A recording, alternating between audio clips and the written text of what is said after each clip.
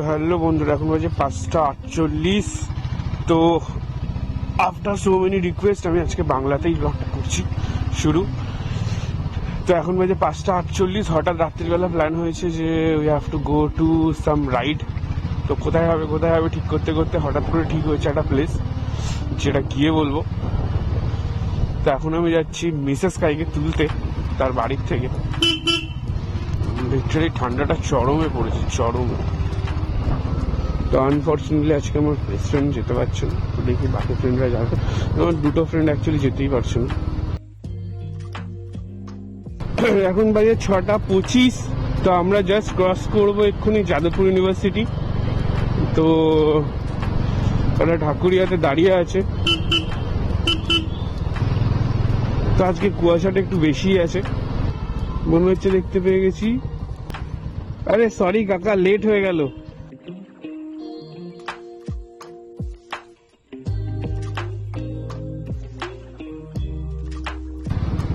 তো এখন বেজে 7:45, 7:45। তো আমরা অলমোস্ট 50 কিলোমিটার কভার করে ফেলেছি। তো এখন আমরা আরামবাগের রাস্তায় আছি। আমরা এখন ভেবে নিয়েছি যে 70 কিলোমিটার কভার করে দেনই দাঁড়াবো for breakfast. This is nice. আমি জানি না নদীটার নাম কি, বাট আমি বলে দেবো হোয়াট এভার ইট ওয়াজ। এইখানটা পেয়ে যাবে নদীটার নাম। বাট হ্যাঁ, এই রাস্তাগুলো যে তৈরি হচ্ছে পরের দিকে খুব মানে স্মুথ হয়ে যাবে আশা এখানে। কারণ রাস্তাগুলো আমি দেখলাম নট হিয়ার, কোনাতেও বড় বড় করে ব্রিজেস হচ্ছে অ্যান্ড অল। খুব ভালো হবে রাস্তা। কারণ আমি লাস্ট ইয়েতেই গেছিলাম বাবার সাথে ইয়েতে। তো ওখানে যাওয়ার সময় প্রচন্ড ট্রাফিক পেয়েছি, প্রচন্ড, মানে যা ট্রাফিক পেয়েছি বলার মতন নয়। আরে কাকা তুমি কি করছো? কাকা উল্টো রুট দিয়েই চলে আসছে, কিছু মানবে না। ওটাই চ ফাঁকা আছে।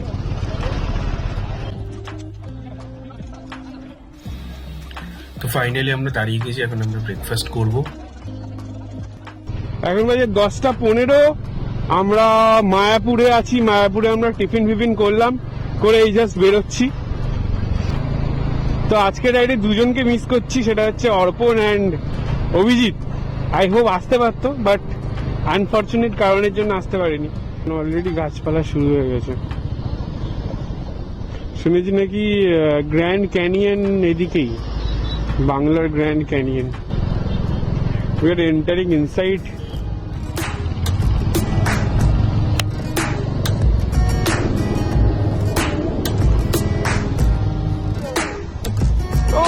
সেরা লাগছে জায়গাটা। হরিণ, ওই তো হরিণ। A few moments later.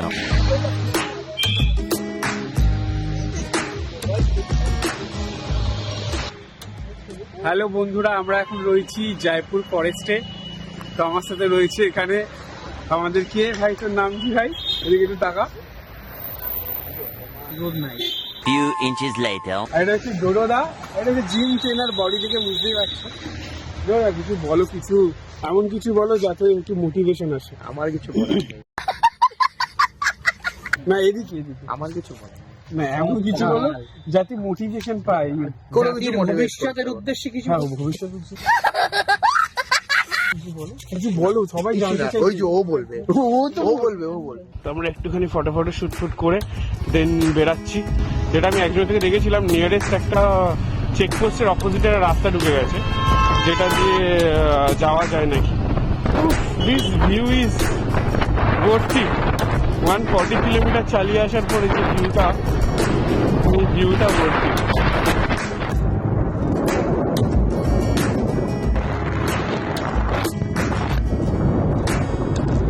বললো এখান থেকে 4 কিলোমিটার গিয়ে দেন একটা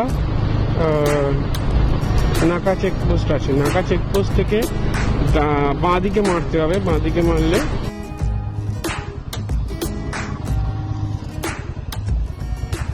ফার্স্ট নাকা চেকপোস্ট থেকে আমরা লেফটে টার্ন নিয়ে নিচ্ছি। এখান থেকে আমাদের 6 কিলোমিটার ভেতরে ঢুকলে then will get to the exact point.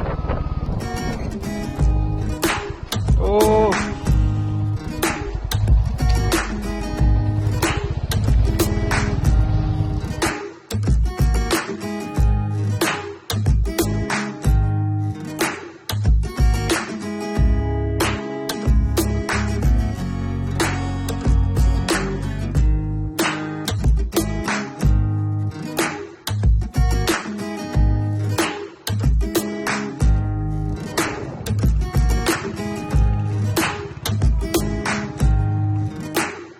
তো ফাইনালি এখন আমরা আঁকা পথ দিয়ে জঙ্গলের মাঝখান দিয়ে রানওয়ের দিকে যাচ্ছি।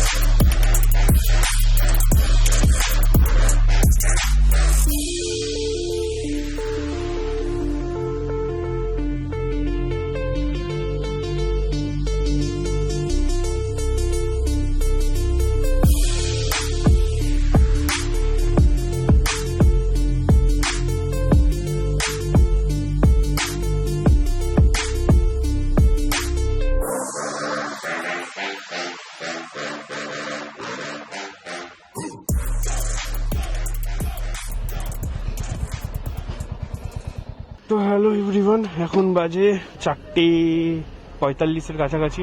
আমরা বনশ্রী হোটেল থেকে খাবার খেয়েছি, তো বনশ্রী রিসোর্ট, কারণ আমরা বনো বিথি আর বনলতা সামথিং ওখান থেকে পাইনি, কারণ প্রচুর আজকে প্রচুর ভিড়। তো ওই ভিড় সামাল দিতে খাওয়াটা জাস্ট ইম্পসিবল। আমরা জয়পুর ফরেস্ট বেরিয়ে যাচ্ছি, কারণ আজকে শুধু খেতেই এখানে আমাদের অ্যারাউন্ড 2 আওয়ার্স থেকে 2 আওয়ার্সের বেশি বেরিয়ে গেছে। ওই হিসাবে যদি দেখতে যাই খুব একটা কুল নয়। এটা কে?